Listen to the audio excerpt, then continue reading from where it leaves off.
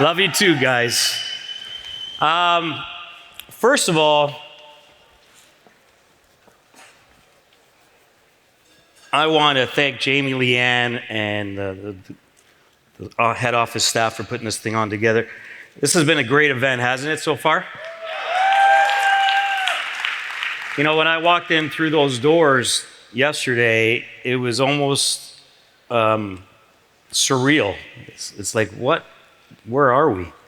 You know, because 8.5 years ago when we joined, and you guys know the story, we were in a basement. It looked like a basement, anyways, but it was a community center that was not even a quarter the size of this, and we didn't know whether or not we were going to make it. But the one thing that always kept us in the game was Jamie and Leanne's vision. So I thank Jamie and Leanne so much for everything you've done for us. Can I have Frank DeLeo stand up?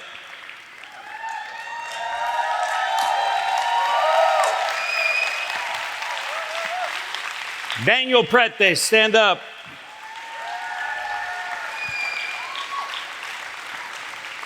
Laval Dubois, stand up.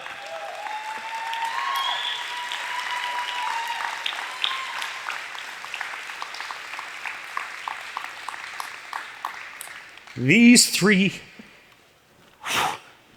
champs, these three gentlemen, these three leaders carried me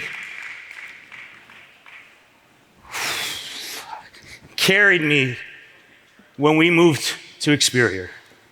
I'm an R-type personality. As I was at the other company for 19 years, I built and forged some great relationships, and when I left, I was devastated. Devastated. It killed me.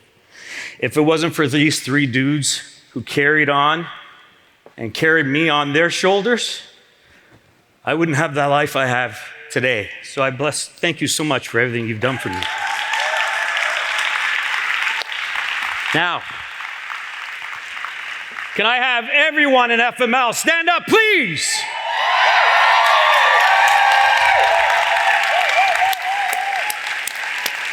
I want to thank all of you for everything you do on a regular basis, for everything you do when you don't feel like doing it. Because of you, I am able to stand up here and have the life that I have. So thank you, FML. Thank you, Rios. Thank you, everyone at Experior. I love and appreciate that.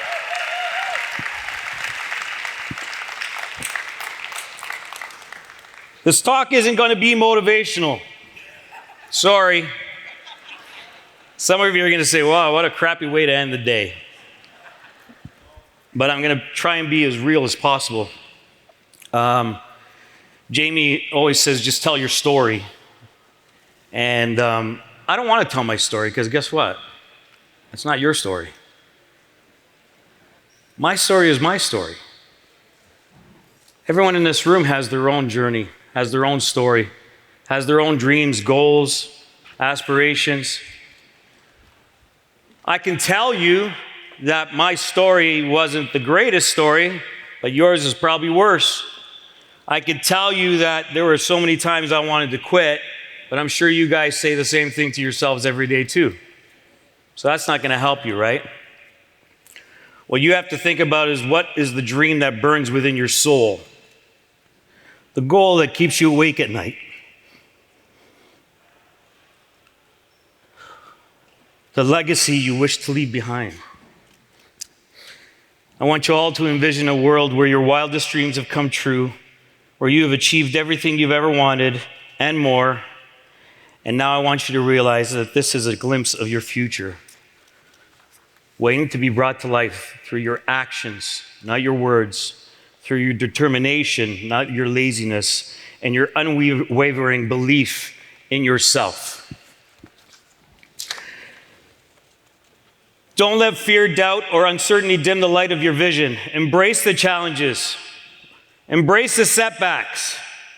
Embrace the journey. Remember, the road to success is not always smooth.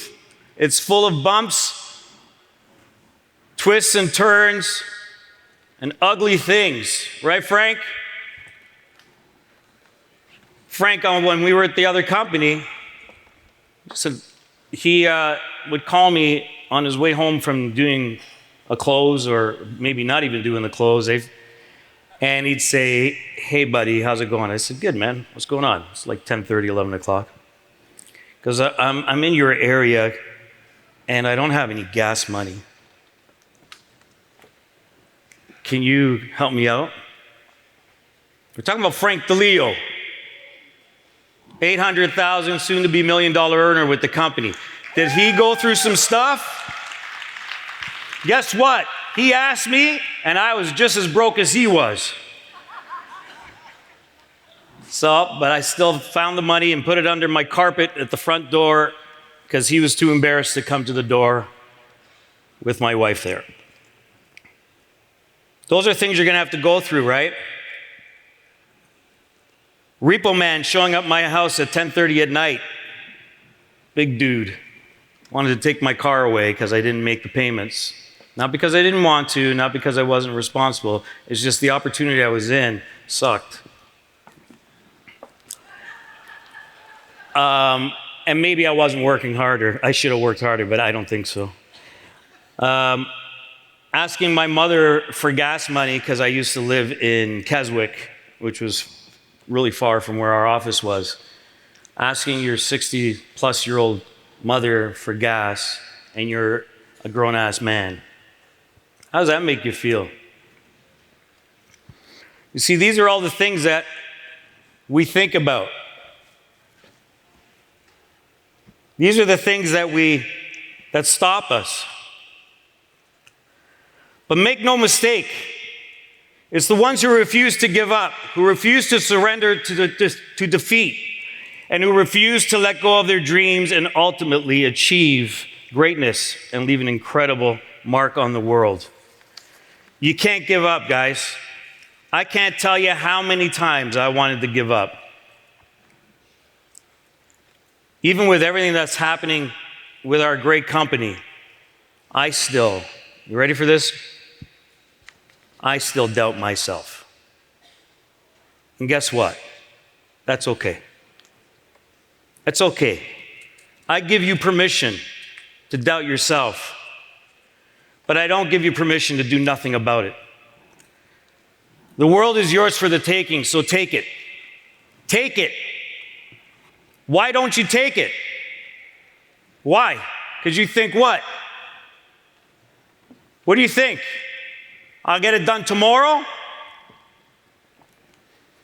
I'll figure it out? I'm too busy right now?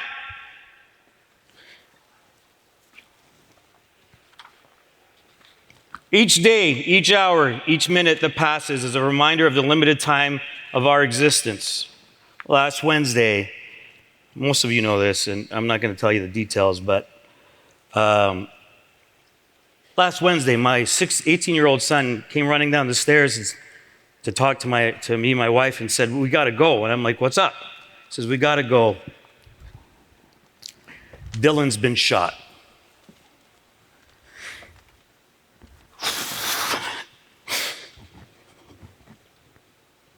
Dylan was an 18-year-old boy who would have dinner at my house almost on a regular basis. We helped to raise him because his home environment wasn't good. We paid for his lunches. We made sure that he had a bed to sleep in. He was the kindest soul. Sweet, sweet, sweet, sweet child. Sweet child, always had a smile on his face. Last thing I saw him the night before he got shot. He was eating dinner at my house. And he asked me, should I clear the table? I said, sure. I said, thank you very much. And he said to me, of course. Like it was just nothing, right? Because he probably thought tomorrow he'd see me again. I thought I'd see him again. Each day, each hour, each minute passes. Too often we get caught up in the hustle and bustle of daily life, the never-ending to-do list, and the distractions that pull us in so many different directions. We postpone our dreams, we delay our happiness, and we put off the things that truly matter, thinking that we have all the time in the world. But the truth is we don't. Life is a precious gift. While I was at the hospital seeing Dylan on life support, I also got a call that my 94-year-old mother collapsed at home. So I had to rush to another hospital.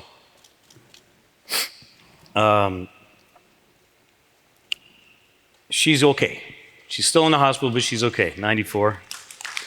But again, it was just that thing, life is so precious. An opportunity to make a difference, to leave a legacy, and to enjoy the moments to make it all worthwhile. I want you guys to do something. I want you guys to treat each sunrise with respect. Treat each other with respect. Smile. Your heartbeat is a reminder that our time here is limited and that our days are numbered and that we must make the most of every moment we are given. So I leave you with this. Wow, I got way too much time, but you guys can go home early. I leave you with this simple yet powerful message. Life is too short to waste on trivial pursuits, negative thoughts, or unfulfilled dreams.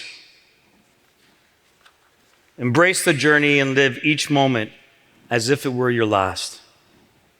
Last year, do you guys remember what I said, for those of you who were with Experior?